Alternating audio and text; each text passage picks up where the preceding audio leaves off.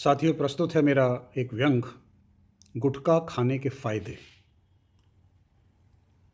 आप देख ही रहे हैं जिस तरह से गुटखे का चलन पिछले 10-20 साल में बढ़ा है। बच्चे, बड़े, बूढ़े जो जिसे देखिए वो गुटखा खा रहा है। बचपन में एक लघु कथा सुनी थी, आपने भी सुनी होगी। बीड़ी सिगरेट पीने वालों को के घर में कभी चोर नहीं घुसते, उन्हें कुत्ता नहीं काटता और उनको कभी बुढ़ापा नहीं सताता। थोड़ा और गहरा गए तो पता चलता है कि क्योंकि साहब वो रात भर खांसते रहते हैं, सो चोर समझ जाता है कि वो जगे हुए हैं और इसलिए घर में नहीं आता। और कुत्ता नहीं काटता क्योंकि कमज़ोरी और बीमारी के चलते सदैव आप लाठी लेके चलते हैं तो कुत्ता उससे डर जाता है। बुढ़ापा नहीं सताता क्योंकि आप जवानी में ही असमय ही मृत्यु को प्राप्त हो जाते हैं। मैं हतप्रभ रह गया, ये एक असल घटना है, जब हाल ही में एक परिचित ने मुझे सुदूर राजस्थान से सूचना दी कि वो मुंबई आ रहा है।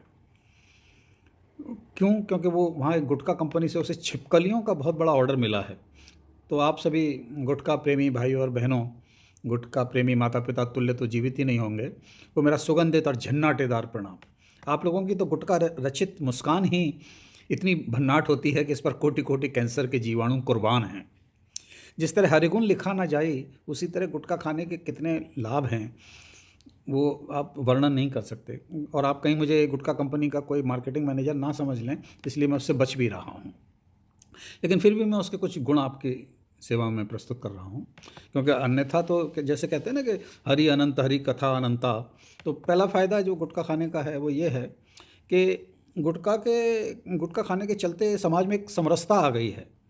गुटखा अरबपति खा रहा है, करोड़पति खा रहा है, लखपति खा रहा है, गुटखा जो है मजदूर खा रहा है, रिक्शा चालक खा रहा है, मतलब सिवाय गुटखा निर्माता के सभी खा रहे हैं। ट्रक ड्राइवर खा रहा है, स्मगलर खा रहा है, पुलिस वाला खा रहा है। एटलीस्ट विज्ञापन में तो इसी तरह दिखाते हैं ना, फिल्म स्टार खा रहे हैं। और गुटखा जो है वो नेता खा रहा है, वोटर खा रहा है। अतः गुटखा समाज में व्याप्त भेदभाव को मिटाता है, उसके एसेंस को समझें आप। दूसरा फ़ायदा यह है कि आप 5 रुपये से लेकर 50 रुपये रोज़ाना गुटखा खाने में खर्च करते ही हैं। भाई देखिए, पैसा क्या है? हाथ का मैल है, ये सब माया है। इसे जल्द से जल्द दूसरे को, प्रेफरेबली गुटखा निर्माता को सौंप के आप भवसागर से निकल लीजिए। अतः गुटखा जो है ना वो आपको माया और मोह के जंजाल से मुक्ति दिलाने में बहुत बड़ा सहायक है।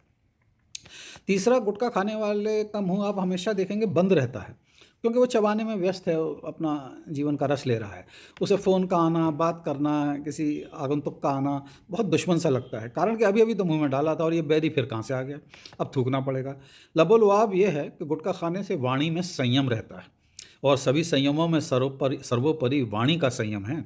अतः गुटखा आपको आपके जीवन में संयम सिखाता है और बाद में आपके जीवन को यम को सौंप देता है। संयम के बाद यम। चौथा, आपने सुना ही होगा कि चांद में भी दाग है। तो सरजी, पान गुटखा खाने वालों के शर्ट पैंट कुर्ता पजामा रुमाल में आप सदैव सुंदर सुंदर मनमोहक दाग पाएंगे। ये आपको प्रकृति के करीब ले जाते हैं और आपको ये समझाते हैं कि इस जगत में सभी कुछ नश्वर है, सब में दाग है। आपके दांत हों, मुंह हो, गला हो, फेफड़े हों, कपड़े हों, तो दफ्तर के गलियारे हों, सीढ़ियों के कोने हों, इसी से आप संसार को सही पर्सपेक्टिव में समझ पाते हैं और हर चीज़ और हर क्षेत्र में आदर्शवाद ढूंढने की मूर्खता से बचते हैं। अतः गुटखा आपको प्रकृति के करीब लाता है, भले थूकते वक्त ही सही।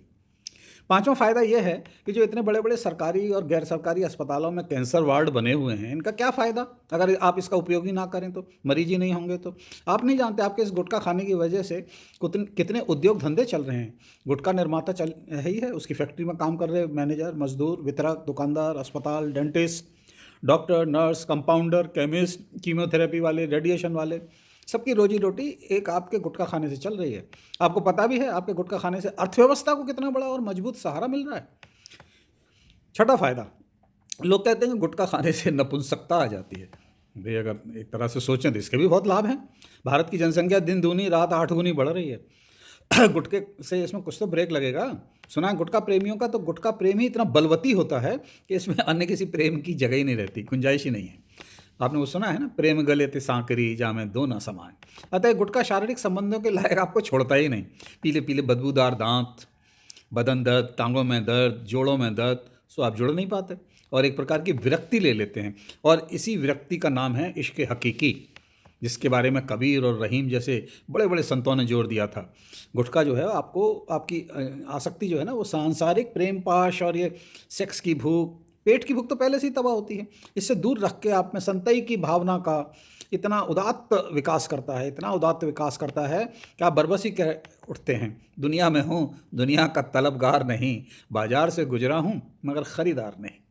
तो भाई और बहनों, अब आपको मालूम हुआ कि गुटखा खाने से खाट पकड़ने तक अनजाने ही आप अपना और जगत का कितना भला कर रहे हैं। वसुधैव कुटुंबकम, एक सज्जन बता भी रहे थे कि गुटखा मुंह में डालते वक्त आदमी सर उठा के आकाश की तरफ क्यों देखता है?